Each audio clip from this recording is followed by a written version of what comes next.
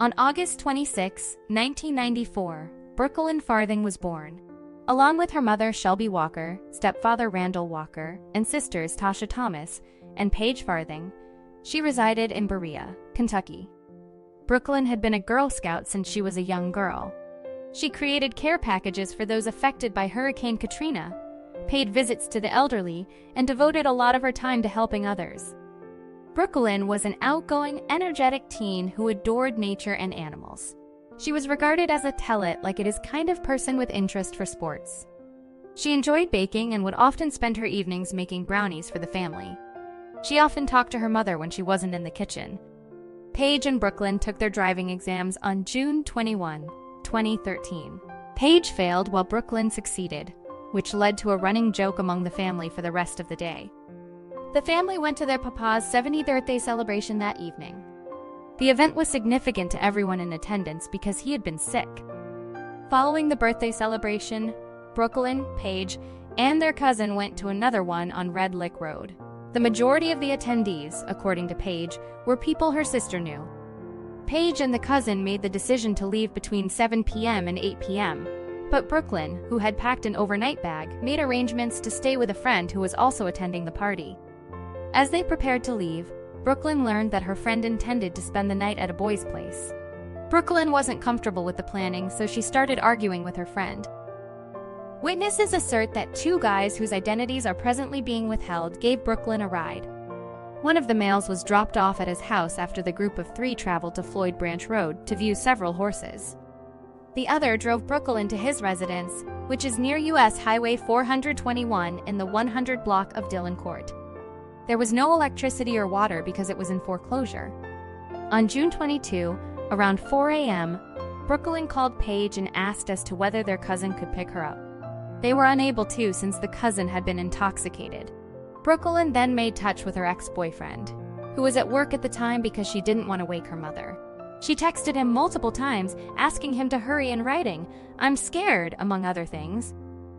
Another text message from Brookyln's phone was sent to her ex-boyfriend at 5:30 a.m. With the message, "Never mind, I'm okay. I'm going to a party in Rockcastle County," he asked who she was with, but got no answer. Brookyln had agreed to go to a car show in Somerset, Kentucky that day with some friends, but she never showed up and was unreachable by phone. Her friends contacted Paige out of concern. When Brookyln's family learned she was missing, they started calling and looking for her. Paige informed the family that according to her friends, she left the party with two males, neither of whose names were known to the family. They considered one of them was her ex-boyfriend's friend or family. Paige found one of the men's phone numbers. Tasha called him and told him they were worried about Brookyln. He confirmed that she'd gotten a ride with him, but then he left her home alone as she was uncomfortable given her relationship with her ex-boyfriend.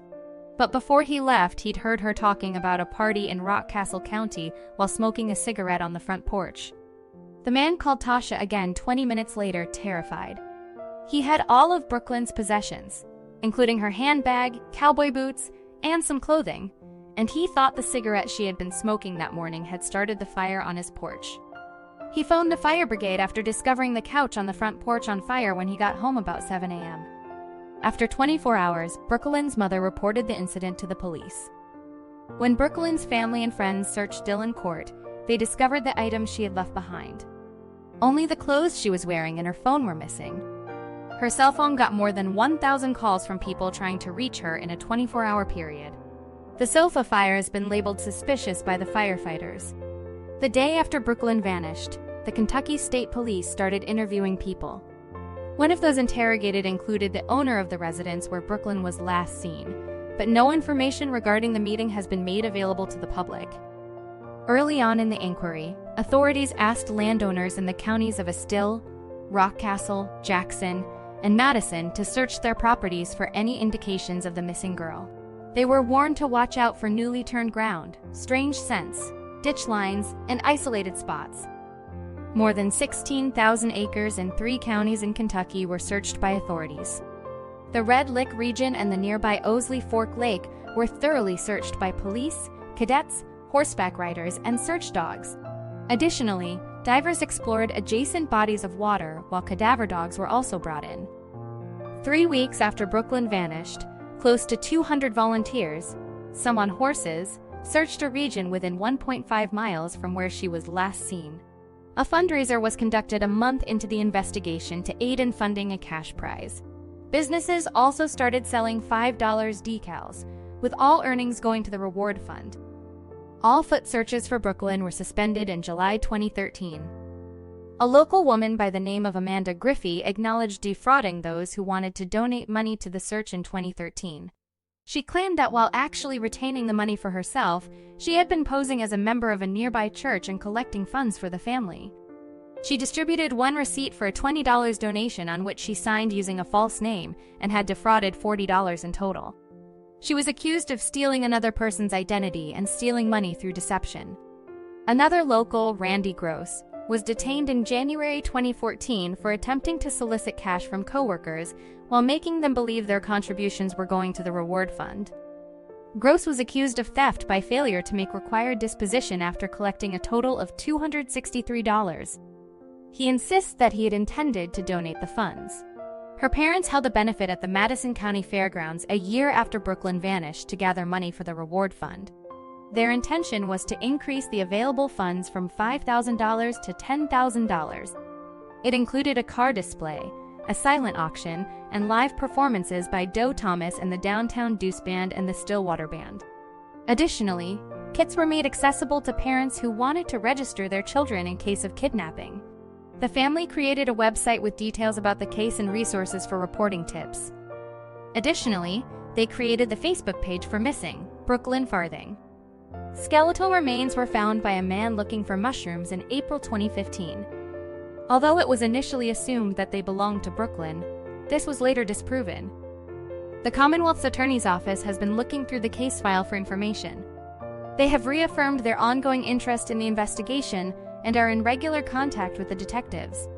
Numerous leads have been followed up on, and according to the police, every tip is still being investigated. They have also reviewed the case file for any information that might have been overlooked or missing during the initial inquiry.